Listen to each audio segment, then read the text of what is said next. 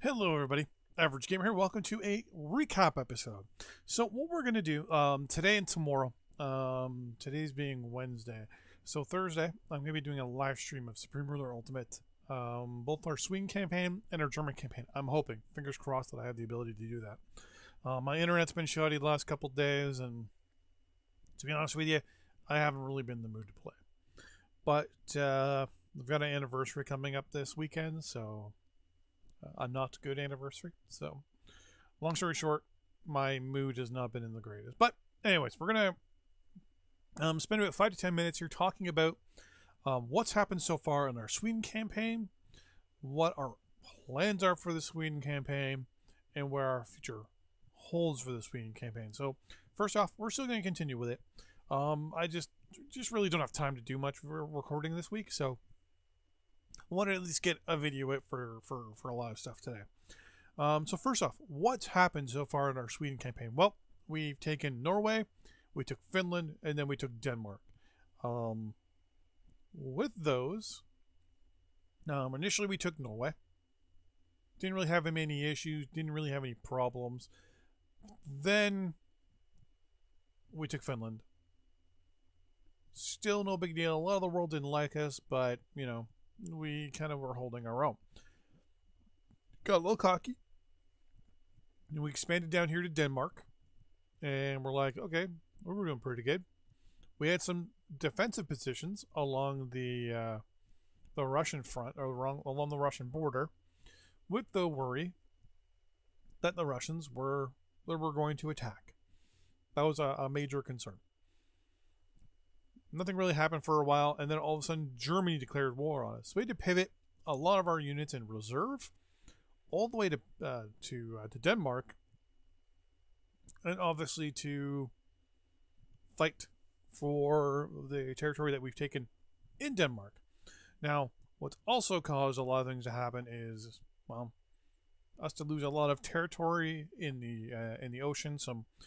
A lot of our oil locations looks like they've fallen apart. And actually, do we have Svalbard?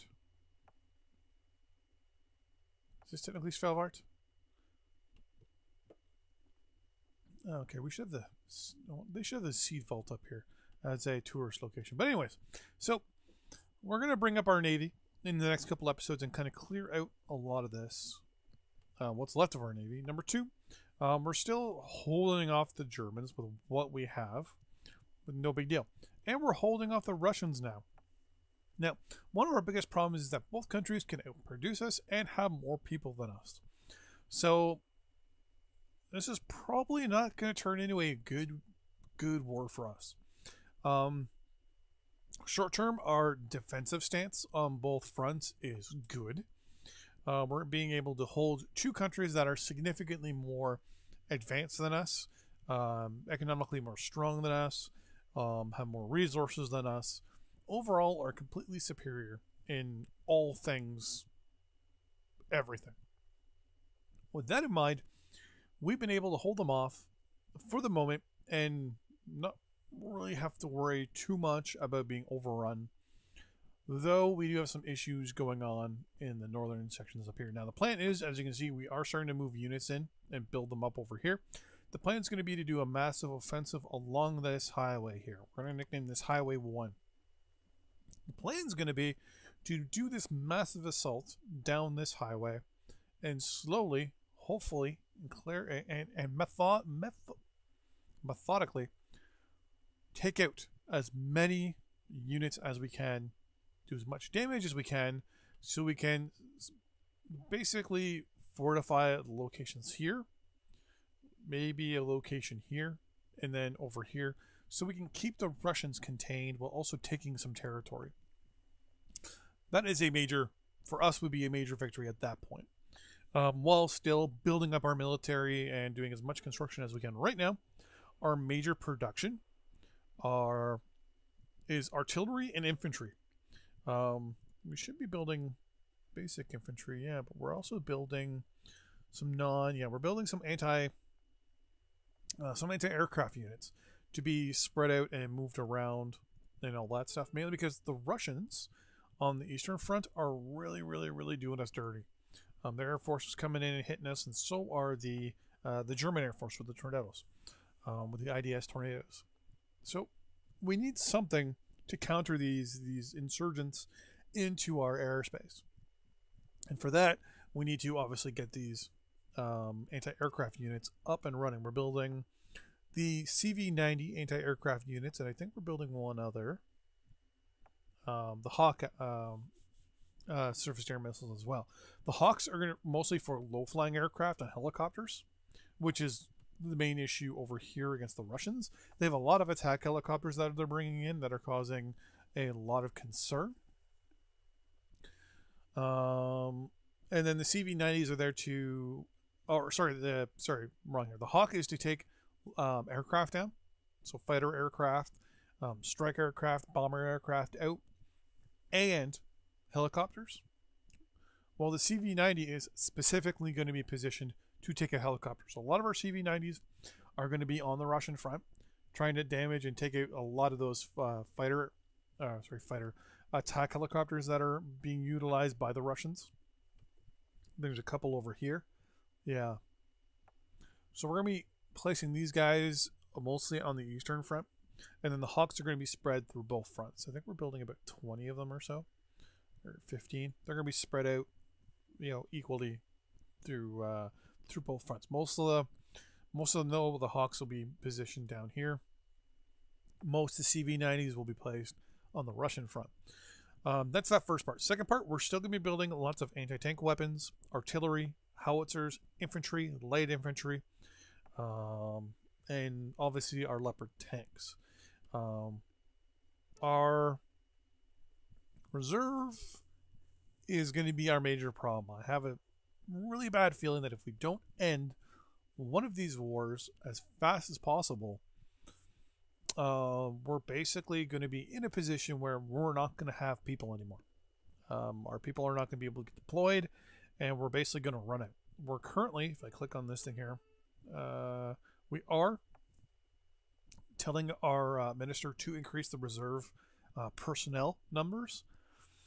But to be 100% honest, it's not working. A couple plans I do have in mind are to pay the soldiers more money or offer more money, better training and all that stuff. So basically better salaries and better maintenance and training, which hopefully will offset this and make more people go towards our military.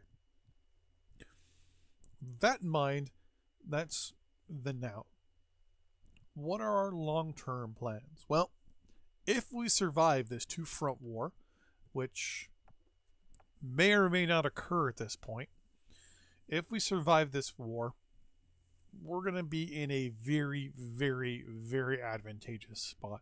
Number one, we may have control over large swaths of Russian territory, highly probable, which will give us untold amounts of riches, basically, when it comes to resources. We also may or may not control large swaths of Germany. Depending on if any possible peace arrangements can occur between us and one of these nations, we may be at a stalemate. We might be able to negate what the Russians did here and in these locations, and basically we lose a chunk of Finland for it. No big deal. With the Germans, we've already lost too much when it comes to naval territory, and a lot of our overseas oil rigs. These are all going to have to be recaptured by our Navy, which is already being poised right here to move in and recapture those locations. I think there's another ship, another sub coming in right there. It's going to be moving in with those guys as well.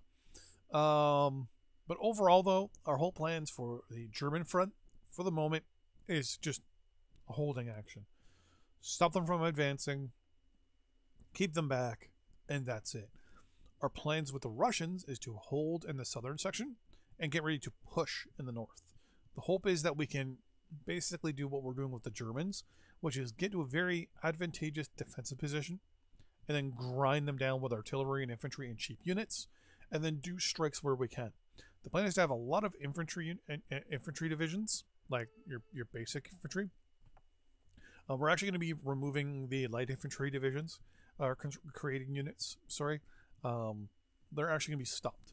And we're going to be replacing them with regular infantry.